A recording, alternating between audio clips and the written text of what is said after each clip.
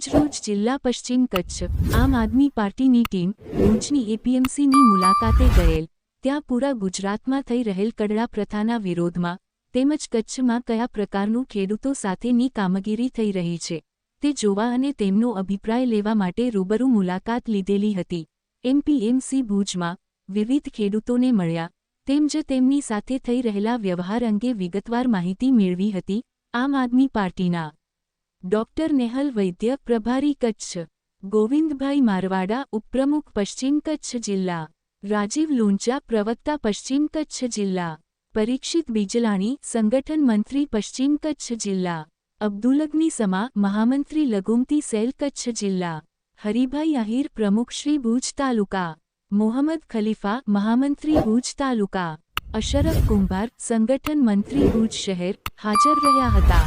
મારું નામ ગોવિંદભાઈ વનકર મારવાડા, હું કુકમા ગામમાં રહું છું અને ખેતીનો વ્યવસાય કરું છું। અત્યારે જ્યારે આમ આદમી પાર્ટી તરફથી અને ગુજરાતના ખેડૂતોને ખાસ કરીને સૌરાષ્ટ્ર વિસ્તારમાં જે અમને જ્યાં સુધી પૂરેપૂરી સંપૂર્ણ માહિતી ત્યાં સુધી જે એપીએમસી દ્વારા ખેડૂતો પાસે જે માલ ખરીદી કરવામાં આવે છે એમાંથી જે કડદા પ્રથા જે કરવામાં આવી છે જેનાથી ખેડૂતોને એમના જે મૂળભૂત જે એના જે કંઈ વજન હોય છે એમાંથી કપાત કરી અને એને ઓછું વળતર આપવામાં આવે છે, એને પૈસા કાપવામાં આવે છે। એ બાબતે આમ આદમી પાર્ટીએ જ્યારે ખેડૂતોને એને જ્યારે નુકસાન થઈ રહ્યું છે એ માટે જ્યારે અવાજ બુલંદ કર્યો છે અને આજે ખેડૂતોનું શોષણની જે પ્રથા છે એ નાબૂદ કરવા માટે જ્યારે સરકાર આગળ બેરી અને મૂંગી સરકારનું જ્યારે એનું કાન ખેંચી રહી છે ત્યારે અમારા કિસાન નેતાઓ પર ખેડૂતોના અવાજ માટે જે બુલંદ કરે છે એના માટે એમને ખૂબ જ એના ઉપર જુલમ કરી એમની ધરપકડ કરી એમને જેલમાં નાખી દીધેલા છે। જ્યારે એના અનુસંધાને જ્યારે ખેડૂતોને બહુ જ્યારે મોટું નુકસાન થઈ રહ્યું છે અને એમને જે શોષણ થઈ રહ્યું છે એના અનુસંધાને આગામી દિવસોમાં જે આમ આદમી પાર્ટી તરફથી એક જે મહાપંચાયત થઈ રહ્યા છે એનું અનુસંધાને કચ્છની પણ ભુજની એપીએમસી માર્કેટ એપીએમસી જે કહે છે અહીંયા કરે પણ એ જ પરિસ્થિતિ જે સૌરાષ્ટ્રની છે, અહીંયા પણ ખેડૂતોને એ જ શોષણ કરવામાં આવે છે। અત્યારે સરકાર જે ટેકાના ભાવની વાત કરે છે પરંતુ આપ જોઈ શકો છો કે મગફળી અત્યારે ખેડૂતોના ખેતરમાં તણાઈ રહી છે, ખેડૂતોની મગફળી બિલકુલ ડૂબી ગઈ છે। સરકારે હજુ સુધી ખેડૂતો પાસેથી મગફળીની ખરીદી કરી નથી।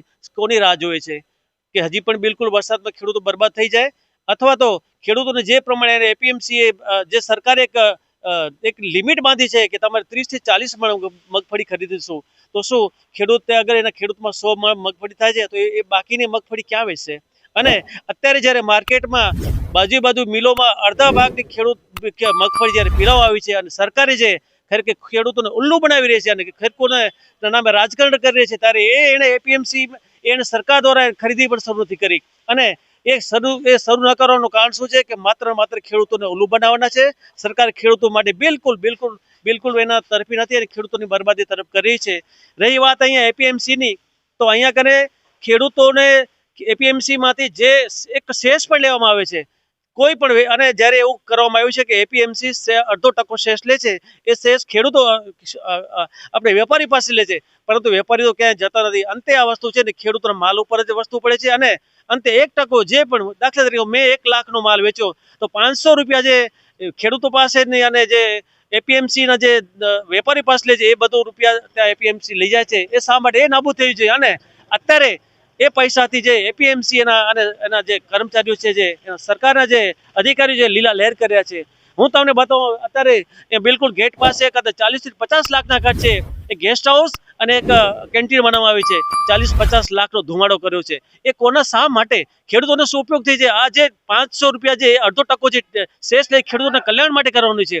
ગેસ્ટ હાઉસ બનાવ્યું છે, મેં હમણાં તપાસ કરી કે ગેસ્ટ હાઉસમાં એક ડોર્મેટરીના 1500 રૂપિયા એક નાતના લેવા છે। સાહેબ ખેડૂતો માટે 1500 રૂપિયા લઈને કોણ ખેડૂતો રાતના રોકાશે? એમાં એસી કીધું કે અમને એસી લગાવવામાં આવી છે, ખેડૂતને એસીની જરૂર નથી। અમે છે ને એક કણમાંથી મણ કરવા ખેડૂત છીએ, અમે 50 ડિગ્રીમાં પણ કામ કરવા લોકો છીએ। અમને 1500 રૂપિયા માટે અમારા માટે નથી બનાવવામાં આવ્યું। અમને બરાબર ખબર છે આ એના મળતા અધિકારીઓ માટે અને ભાજપના લોકો માટે અને એપીએમસીના કર્મચારીઓ અને એના એના પોતે વર્તિયાઓ છે એના માટે બનાવ્યું છે। અમને બહુ શંકા છે કે આ માત્ર અહીંયા કરે ખેડૂતનું કલ્યાણ નહીં પણ ગોરખ ધંધા થશે, અહીંયા કરે આ મહેફિલો થશે દારૂની, એના માટે ગેસ બનાવવામાં આવ્યું છે। અગર ખેડૂતો માટે જો અહીંયા એપીએમસીમાં જો બનાવાયું હોય માર્કેટ કેન્ટીન તો ખેડૂતો માટે ગેસ્ટ હાઉસમાં કોઈ પણ ચાર્જ ન હોવો જોઈએ, જેથી અમે એ જો કે આજે 40-50 લાખ રૂપિયા જે ખર્ચવામાં આવ્યા છે અથવા તો જે શેષ લેવામાં આવે છે એનો ક્યાં ઓડિટ છે?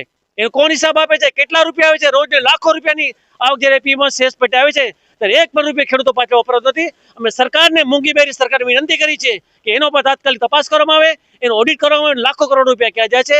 બસ આજના દિવસે ખેડૂત તરફની આ સરકાર છે. અમે અમારા આમ આદમી પાર્ટીના જ્યારે કન્વીનર રાષ્ટ્રીય સંયોજક માનનીય અરવિંદ કેજરીવાલજી અને રાજુ કરપડા અને અમારા જે ખેડૂત નેતાઓને અને ખેડૂત બંધુઓને જેલમાં નાખ્યા છે એમને તાત્કાલિક અસર દૂર કરવામાં આવે અને સરકાર ખેડૂતોને ઉલુબાનો બંધ કરે, ખેડૂતો માટે કામ કરે, નહીતર વિસાવદર વડી થશે. ભારત માતા કી જય. જય જવાન જય કિસાન.